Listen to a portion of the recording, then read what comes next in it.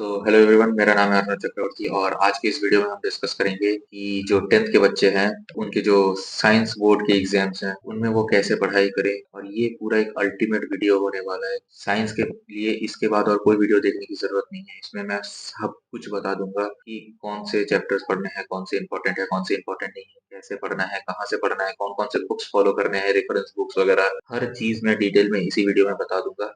तो time waste नहीं करते, स्टार्ट करते वीडियो। सबसे पहले बात करते हैं कि नॉर्मली तो सबको पता होगा, फिर भी मैं एक ब्रीफ दे देता हूँ, उसके बाद फिर मेन वीडियो पे बढ़ते हैं। कि नॉर्मली 100 मार्क्स का एग्जाम होता है, मतलब पर सब्जेक्ट। पर 100 मार्क्स में से 20 मार्क्स आपके स्कूल से जाते हैं और बाकी जो 80 मार्क्स होता है वो आपका बोर्ड एग्जाम्स होते हैं। तो पहली कोशिश होगी कि 20 मार्क्स में से आप अच्छे से अच्छे नंबर ला सके, आपके टीचर्स आपको अच्छे से अच्छे नंबर दे, आपके इंटरनेट्स में आपके अच्छा परफॉर्मेंस रहा हो कि आपको 20 में से एटलीस्ट 15 प्लस मिल जाए या 18 प्लस मिल जाए। उसके बाद फिर आते हैं जो 80 वाला पोर्शन है, बोर्ड का पोर्शन। तो पहले डिस्कस कर लेते हैं चैप्टर्स और उनके यूनिट्स वगैरह। तो ये तो पता ही होगा सबको कि 80 मार्क्स में से आपका डिवीजन ऐसे है कि 25 मार्क्स आपका केमिस्ट्री से आएगा, 25 फ्रॉम फिजिक्स, और 30 मार्क्स का आपका बायोलॉजी से आएगा। तो इसी से समझ में आता है कि बायोलॉजी ज्यादा इंपॉर्टेंट है एज कम्पेयर टू फिजिक्स और chemistry from a marks point of view. तो स्टार्ट करते हैं। सबसे पहले स्टार्ट करते हैं केमिस्ट्री से। केमिस्ट्री के अंदर चार चैप्टर्स आपके, नॉर्मली चार चैप्टर्स आते हैं। एक हो गया केमिकल रिएक्शन इक्वेशन आपका, हो गया फिर एसिड बेस सॉल्ट का चैप्टर, फिर हो गया मेटल नॉन मेटल वाला चैप्टर, और लास्ट आता है आपका कार्बन एंड इट्स कंपाउंड्स वाला चैप्टर। तो इस सब में से आपके 25 मार्क्स के क्वेश्चन है। आपको स्क्रीन पे दिख रहे होंगे कैसे डिवाइडेड है। केमिकल रिएक्शन एंड इक्वेशन का 6 मार्क्स, फिर एसिड बेस का 3 मार्क्स। तो इसी से समझ में आ रहा हो कौन सा पढ़ना है, कौन सा नहीं पढ़ना है। अगर आपका मन है कि कुछ छोड़ना है, पहली बात कर लेते हैं कि अगर किसी का ऐसा एम है कि साइंस में अच्छे से अच्छे एकदम फुल मार्क्स स्कोर करना है, तो वो सब कुछ पढ़े। पर ये वीडियो मैं बीच बीच में अगर बोलूं कि ये अगर आप चाहे तो छोड़ सकते हो, वो बस उनके लिए होगा जिनको थोड़ा बहुत डर लगता है, या सब उनको लगता है कि पूरा सिलेबस हम कंप्लीट नहीं कर पाएंगे, सारे चैप्टर्स हम कंप्लीट नहीं कर पाएंगे। तो उनके लिए है कि जो लो स्कोरिंग चैप्टर्स हैं उनको आप छोड़ दें और जो हाई स्कोरिंग है उन पे ज्यादा फोकस करें। सब पढ़ने के चक्कर में सब में जीरो लाने का कोई सेंस नहीं बनता है। अगर आपको टाइम है कि फोकस स्टडी करनी है, तो इम्पोर्टेंट चैप्टर्स पे ही फोकस स्टडी करें। हर चैप्टर इम्पोर्टेंट नहीं है, हर चैप्टर में से ज्यादा मार्क्स नहीं आ रहे हैं, तो सिर्फ जिन चैप्टर्स में से ज्यादा मार्क्स आ रहे हैं सिर्फ उन्हीं को पढ़ें। तो मेटल्स एंड नॉन मेटल्स जैसे हो गया 10 मार्क्स का, इससे क्वेश्चन आएंगे। Carbon and its compound 6 marks. इसी से समझ में आता है कि अगर आपका एम है कि एकदम 25 आउट ऑफ 25 स्कोर करना है केमिस्ट्री में, तो आप सारे चैप्टर्स पढ़े। पर अगर आपका ऐसा है कि केमिस्ट्री में ठीक ठाक आ जाए, 20 प्लस आ जाए आउट ऑफ 25, तो एसिड बेस सॉल्ट आप छोड़ सकते हैं ये चैप्टर, क्योंकि इसमें एज सच इतना ज्यादा हाई स्कोरिंग चैप्टर तो है नहीं। बाकी chemical reaction and equation easy है, इसमें क्या ही बोलना है। नॉर्मल डिस्प्लेसमेंट रिएक्शन, ये रिएक्शन पढ़ो, वो रिएक्शन पढ़ो, एग्जांपल्स अच्छे से पढ़ के जाना। मेटल नॉन मेटल ये तो हर एक रिएक्शन इंपॉर्टेंट है, एग्जांपल वगैरह पढ़ के जाना, थियरी वगैरह जो भी है। तो केमिस्ट्री में ये सारी चीजें इंपॉर्टेंट होती है कि थियरी अच्छे से पढ़ के जाना और मेनली रिएक्शंस याद करके जाना। हर एक रिएक्शन आपको याद होना चाहिए। जब आप कोई भी थियरी लिखे, लास्ट में आपको एग्जाम्पल पे रिएक्शन लिखने होते हैं, तो 2-3 एटलीस्ट रिएक्शन याद रहे कि उस पर्टिकुलर टाइप का ये रिएक्शन है। तो ये सारी चीजें याद करके जाना। कार्बन एंड कंपाउंड्स के एल्किन एल्काइन वगैरह, वो सारे कैसे क्या फॉर्मेशन होता है, इससे ये फॉर्मेशन होता है, इससे ये फॉर्मेशन होता है, वो सारी चीजें पढ़ के जाना। नॉर्मल डायरेक्ट क्वेश्चन पूछता है शुगर का फॉर्मूला बता दो 1 मार्क्स 2 मार्क्स में, तो वो सारे पढ़ के जाना। शुगर का, सुक्रोज का, स्टार्च का, ये सारे बहुत ज्यादा इंपॉर्टेंट है, ये सारे पढ़ के जाना। फिर आपका हो गया ईस्टर का आता है। ईस्टर का भी आता है कि वो इथेनॉल का हो गया। और कॉमन नेम्स होते हैं, कुछ कॉमन नेम्स होते हैं, कुछ आपके आईपीएससी नेमिंग होते हैं। तो कॉमन नेम्स वगैरह पढ़ के जाना, किसको क्या बोलते हैं, वो सारे एकदम याद करके जाना कि कहाँ पे क्या लगता है, कहाँ पे वाई नहीं लगता है, ये लगता है, कहाँ पे कौन सा वर्ड कैंसिल होता है। वो सारी चीजें समझदार तो हो, इतने दिनों से पढ़ रहे हो, अब हर चीज तो बोलने की जरूरत है नहीं। तो वो सारे इंपॉर्टेंट चीजें हैं, पढ़ के जाना है। 25 मार्क्स में से एटलीस्ट 20 प्लस तो आ ही जाएंगे। अगर सिर्फ एसिड बेस सॉल्ट छोड़ देते हो, अगर वो भी पढ़ना है तो पढ़ सकते हो, नॉर्मल टेस्ट वगैरह है। अच्छा, एक और चीज कि अगर आप पढ़ रहे हो तो एनसीईआरटी से, साइंस में बहुत ज्यादा एनसीईआरटी से क्वेश्चंस आते हैं, तो हमेशा एनसीईआरटी पे पहले फोकस करो, एनसीईआरटी का लाइन बाय लाइन पढ़ो। और एक और चीज जो बहुत लोग मिस करते हैं, हाँ मैंने भी अपने टाइम में किया था, कि जो एक्सपेरिमेंट्स होते हैं, बॉक्स में एक्सपेरिमेंट दे दिया, एक्सपेरिमेंट से भी बहुत बार ऐसा होता है कि क्वेश्चन पूछ लिए जाते हैं। एक्सपेरिमेंट के अंदर भी पढ़ने को छोड़ना नहीं है। कौन सा केमिकल यूज हो रहा है, क्या यूज हो रहा है, इससे क्या फॉर्मेशन हो रहा है, और इसका मेन सिग्निफिकेंस क्या है, रियल लाइफ में हम इस चीज को कहाँ पे यूज करते हैं। एक्सपेरिमेंट्स के अंदर से क्वेश्चंस आते हैं और ये चीज मैं बता रहा हूँ अभी से, याद रखना, क्योंकि लास्ट में जाके फिर रिग्रेट होगा कि अरे ये तो बुक क्या ही क्वेश्चन है, एक्सपेरिमेंट के अंदर से दे दिया, अगर इसको पढ़ लेते 5 मार्क्स आ जाते हैं। तो ये रिग्रेट मुझे अभी भी है। एक्सपेरिमेंट्स को नहीं छोड़ना है। आते हैं आपके फिजिक्स में। फिजिक्स में आपका 25 मार्क्स सेम, उसमें से लाइट में से ही सिर्फ 10 मार्क्स के क्वेश्चन आ रहे हैं। ये सारी चीजें आपको स्क्रीन पे तो दिख ही रहे होंगे, तो उन सबको स्क्रीनशॉट मारते रहना। बाकी अभी ध्यान से सुन लो, स्क्रीनशॉट मारते रहो, उंगली रेडी रहनी चाहिए, और उसके बाद फिर देखते रहो कि मतलब समझते रहो क्या क्या मैं बोल रहा हूँ। पहली बात आते हैं लाइट पे। लाइट पे 10 मार्क्स क्वेश्चन आ रहे हैं, तो लाइट को तो एकदम नहीं छोड़ना है। हर एक चीज, रिफ्लेक्शन, रिफ्रैक्शन, हर एक डायग्राम बहुत ज्यादा इंपॉर्टेंट है, क्वेश्चन बहुत ज्यादा इंपॉर्टेंट है। फॉर्मूलेज अच्छे से याद करके जाना, ऐसा नहीं इसका फॉर्मूला उसमें लगा दिया, उसका इसमें लगा दिया, इसको प्लस करना है माइनस करना है, वो सारी चीजें हमेशा याद रखना। कहाँ पे ऑब्जेक्ट होगा तो प्लस होगा, कहाँ पे माइनस होगा, क्या होगा, ये इरेक्ट होगा, वर्चुअल होगा, वो सारी चीजें कैसे कर निकालते हैं, मैग्निफिकेशन वगैरह, हर एक फॉर्मूला अच्छे से पढ़ के जाना। लाइट बहुत ज्यादा इंपॉर्टेंट चैप्टर है। सोच रहे हो 25 मार्क्स में से 10 मार्क्स सिर्फ एक चैप्टर से आ रहे हैं, हल्के में नहीं लेना है लाइट को, बहुत ज्यादा इंपॉर्टेंट चैप्टर है। अच्छे से सारे फॉर्मूले वगैरह सब कुछ, कॉन्सेप्ट्स, डायग्राम, रे डायग्राम, सब कुछ पढ़ के जाना है। रे डायग्राम्स में एरोज नहीं छोड़ने हैं। अगर कहीं पे लिखना हो सेंट्रल एक्सिस है, ये है, वो है, तो वो सारी चीजों को छोड़ना नहीं है। हर एक जो भी लेबलिंग होता है, लेबलिंग को अच्छे से याद करके जाना। किस टाइप का मिरर का कहाँ पे ऑब्जेक्ट हो तो किस टाइप का इमेज बनता है, ये सारी चीजें छोड़ के नहीं जानी है। हर एक चीज को अच्छे से याद करना, बार बार प्रैक्टिस करना, बहुत ज्यादा इंपॉर्टेंट चैप्टर है लाइट। आते हैं ह्यूमन आई पे। ह्यूमन आई पे नॉर्मल कुछ है ही नहीं। अगर आपका लाइट क्लियर होगा तो ह्यूमन आई ऐसे ही क्लियर है। मायोपिया, हाइपरमेट्रोपिया, ये सारे आपको बाइफोकल लेंस कैसे बनाते हैं, ये लेंस कैसे बनाते हैं, बहुत ज्यादा इजी चैप्टर है। बस आपको एक नॉर्मल सम सॉल्व करके लास्ट में निकाल देना है। नॉर्मली क्वेश्चंस में ह्यूमन आई से अलग से क्वेश्चन नहीं आता है। ऐसा करते हैं, लाइट वाला क्वेश्चन, एक रिफ्लेक्शन वाला क्वेश्चन दे देते हैं या रिफ्रैक्शन का क्वेश्चन दे देते हैं, और लास्ट में फिर एक सब क्वेश्चन डाल देते हैं ह्यूमन आई से। तो बहुत ही ज्यादा इजी चैप्टर है। अगर आपका लाइट क्लियर है तो आप ह्यूमन आइज का चैप्टर स्किप मत कीजिएगा। 2 मार्क्स है, ऐसा बहुत लोग सोचेंगे कि 2 मार्क्स से छोड़ देते हैं, पर नॉर्मल उसी का ही एक्सटेंडेड वर्जन है। एज सच कुछ एक्स्ट्रा नहीं पढ़ना है, तो बिना मतलब का 2 मार्क्स क्यों जाने दे, तो इसको छोड़ना नहीं है। बात करते हैं इलेक्ट्रिसिटी की, तो इलेक्ट्रिसिटी 7 मार्क्स।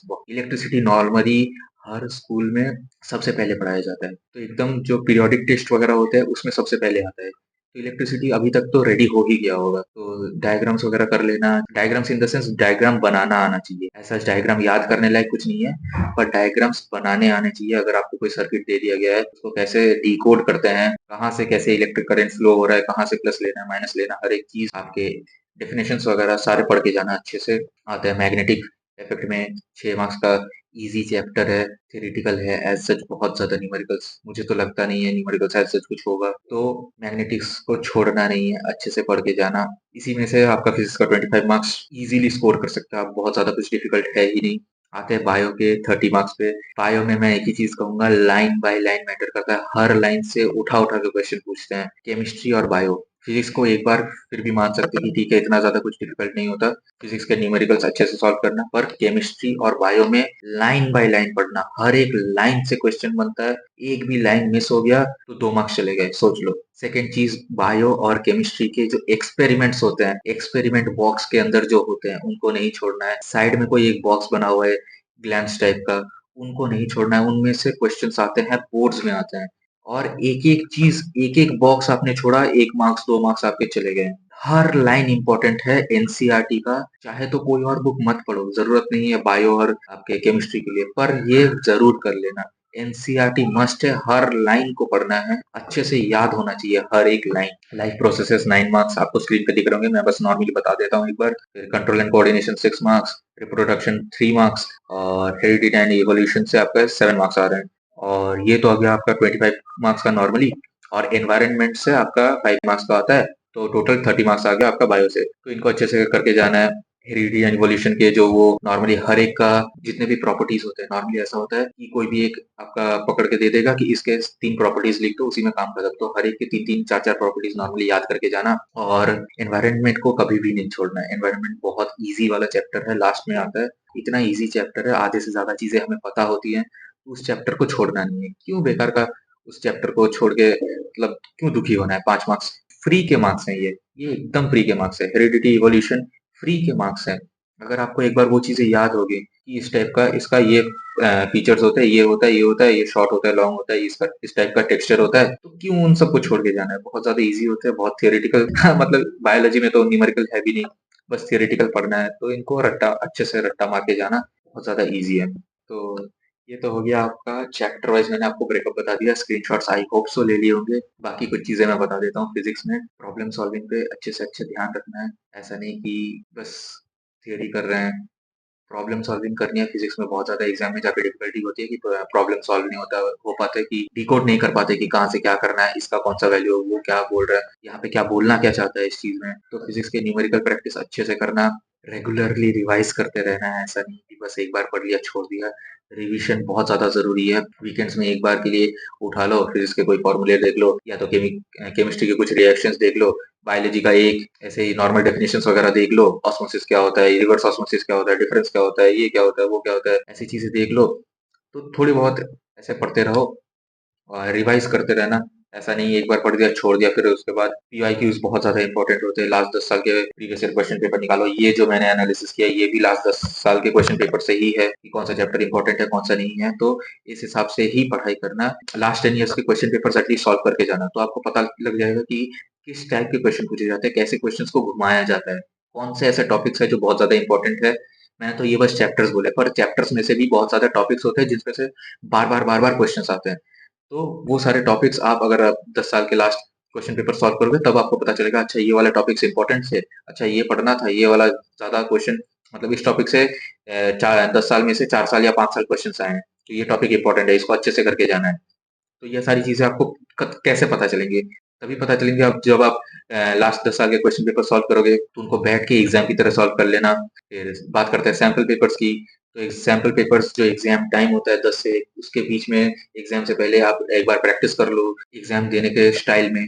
10 से 1 बैठ गए, एक सैंपल पेपर उठाया, कोई मोबाइल नहीं, कुछ नहीं, 3 घंटे एकदम प्रॉपर टाइमिंग के साथ एग्ज़ाम दे दो। ये सारी चीज़ें मैंने पहले भी वीडियोज़ में की हैं। अगर देखना हो तो वो सारे वीडियोज़ देख लेना, पर अभी टाइम कम है, ज़्यादा पढ़ाई पे फ़ोकस करो। अगर मन हो तो देख लेना, बहुत सारे ऐसे टिप्स एंड ट्रिक्स बताए हैं, कैसे पढ़ना है, कैसे कम टाइम में पढ़ाई खत्म करते हैं, बहुत कुछ बताया है, देख लेना अगर टाइम हो तो। वरना मैं कहूँगा नहीं ऐसा इस टाइम पे ये बहुत ज़्यादा इम्पोर्टेंट टाइम है, अभी टाइम वेस्ट करने की ज़रूरत नहीं है, जाके पढ़ाई करने बैठो। आते हैं कि रेफरेंस बुक्स, बहुत बच्चे ऐसे होते हैं कि एनसीईआरटी तो पढ़ लिया पर एकदम लाइन बाय लाइन पढ़ लिया, उसके बाद भी मुझे और रेफरेंस बुक्स चाहिए, तो उसके लिए मैं कहूँगा कि अरिहंत उठा लो, अरिहंत के बुक्स नॉर्मली अच्छे होते हैं बहुत। हाँ, क्वेश्चन से लेके क्वेश्चन प्रैक्टिस हो जाएगा, प्रीवियस ईयर क्वेश्चंस मिल जाएँगे, कॉन्सेप्ट्स को भी बहुत ज़्यादा मतलब कंसाइज़ करके दे दिया जाता है। तो अपार्ट फ्रॉम एनसीईआरटी अरिहंत अच्छा है, अरिहंत कर लो और एज़ सच कोई मुझे नहीं लगता ज़रूरत है, मतलब इनफ है। अगर ये एनसीईआरटी प्लस अरिहंत कर लेते हो तो मोर देन इनफ है कि आप अच्छे से अगर आपने पढ़ाई अच्छे से की है तो आपको और कोई बुक्स करने की ज़रूरत नहीं, 50 बुक्स करने की कोई ज़रूरत नहीं है। Last and the final tip, इस टाइम पे मज़े नहीं करने हैं, थोड़ा सीरियस हो जाना है, बाहर घूमने-वूमने नहीं जाना है, ठंड में ठंड नहीं लगानी है और टाइम को अच्छे से यूटिलाइज़ करना है, पढ़ाई करनी है, सोने का टाइम फिक्स होना चाहिए, कभी भी सो रहे, कभी भी जाग रहे, दिमाग खराब हो रहा है, नहीं, सोने का फिक्स टाइम होना चाहिए, अच्छे से नींद लें और हेल्दी खाना खाएँ, तबीयत खराब नहीं करनी है, पेट खराब हो गया, बाहर का खा लिया, इस टाइम पे ये अभी बहुत ही इम्पोर्टेंट टाइम है, इस टाइम पे ये सब हरकतें नहीं करनी है, एक बार एग्ज़ाम खत्म हो जाए, जितने मज़े करने हैं कर लेना, इस पे फ़ोकस करो पढ़ाई करने पे, ये जो कुछ भी मैंने कहा है इस पूरे वीडियो में, मुझे जितना लगता है ये अल्टीमेटम होगा, इससे ज़्यादा और कोई साइंस का स्ट्रैटेजी वीडियो देखने की ज़रूरत नहीं होगी। हर एक चीज़ को फ़ॉलो करो। आई होप सो जितने भी स्क्रीन पे मैंने इन्फॉर्मेशन डाल दिया था, ये सारे आपके स्क्रीनशॉट ले लिए होंगे। इनको अच्छे से एक बार फिर से गो थ्रू कर लेना कि किस चैप्टर में से कितना वेटेज है। आई होप सो इम्पोर्टेंट मतलब आपका टाइम वर्थ इट रहा होगा। मिलते हैं नेक्स्ट वीडियो में। बाय।